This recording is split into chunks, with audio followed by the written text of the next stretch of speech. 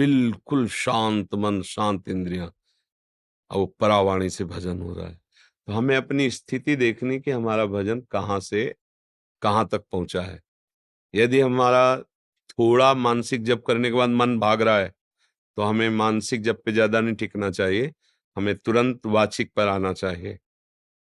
भाग रहा है ना, अब वो बनेगा नहीं सही। अगर हमारा मन थोड़ा हमें शायोग कर रहा है, तो उपांश जप में आ जाना चाहिए। ऐसे अब लग रहा है कुछ जप रहे हैं, पर क्या जप रहे हैं, कुछ लग रहा है ऐसा। मानसिक जप ये होता है कि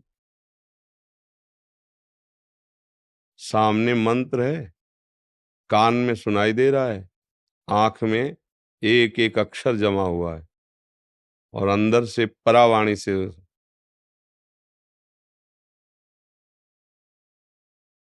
न माला है न कुछ है।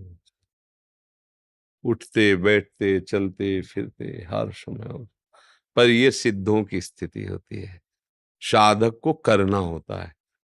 तो अगर हम कम से कम 1.5 वर्ष जवान से अभ्यास करें, राधा राधा राधा राधा राधा राधा राधा राधा राधा राधा, बिना प्रयास के उपांश चलने लगेगा। और अगर हम और कुछ समय उपांश का अभ्यास करें, तो फिर मानसिक में स्थिति आने लगेगी। पर इतना करने में बीच में जो यात्रा बहुत घबराहट की है। जब पाप नष्ट होते हैं तो जलन पैदा होती है, नाना प्रकार के जो जिंदगी में कभी भी झगड़ा द्वेष अपमान हुआ होगा सब याद आएगा।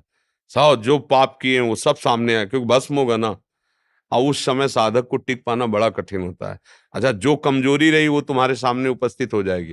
जैसे आप काम, क्रोध, लोभ, मोह, मद, वही तुम्हें दबाना शुरू कर देगा, क्योंकि अब युद्ध शुरू हो गया ना।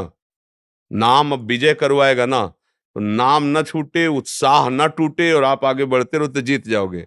और इसके लिए साधु संग बहुत जरूरी है। जैसे हम कहीं हार रहे हो और कोई हमारा विश्वास नहीं कह दे, जीत गए जीत गए, अरे बस जीत गए, उठा पटक बस पटक, तो उसमें बल आ जाएगा। उसने दिया कुछ नहीं, वाणी से केवल बोला तुम निकल गए, घबराना मत, आप बस आगे निकल गए, आप निकल जाओगे। अरे तुम क्या निकल पाओगे, गए गए, वो निरुत्साहित होकर मर जाएगा।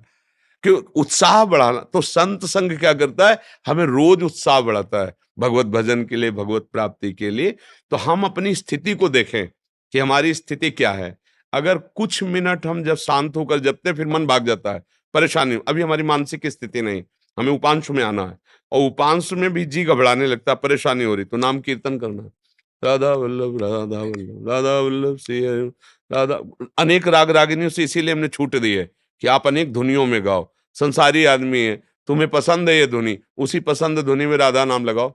राधा नाम जहर है, पर उसे शोध करके दो। जब शोध करके दोगे तो दवाई का काम कर जाएगा। संसारिक ध्वनि है, पर लगाओ राधा नाम उसमें, और आप गाओ राधा राधा राधा, तो भाव को भाव अनखाल सहु, नाम जपत मंगल।